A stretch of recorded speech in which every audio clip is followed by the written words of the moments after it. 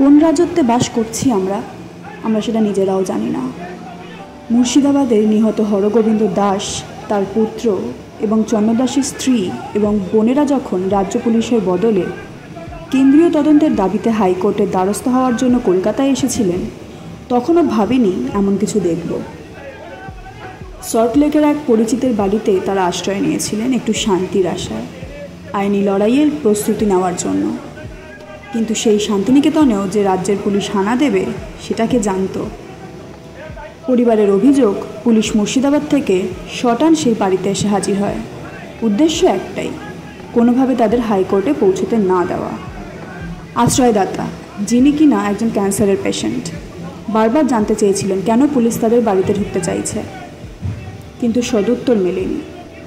অভিযোগ আরও গুরুতর, দরজা না খোলায় নাকি পুলিশ দরজা ভেঙে ভেতরে প্রবেশ করে।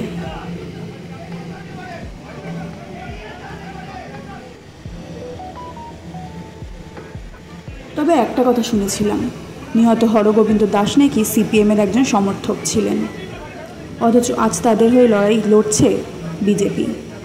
এই ঘটনা যেন এক নতুন সমীকরণের জন্ম দিল।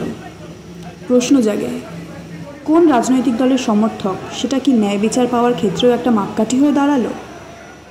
এই ঘটনা আমাদের রাজ্যের আইন শৃঙ্খলা পরিস্থিতি নিয়ে বড় প্রশ্ন তুলে দিল।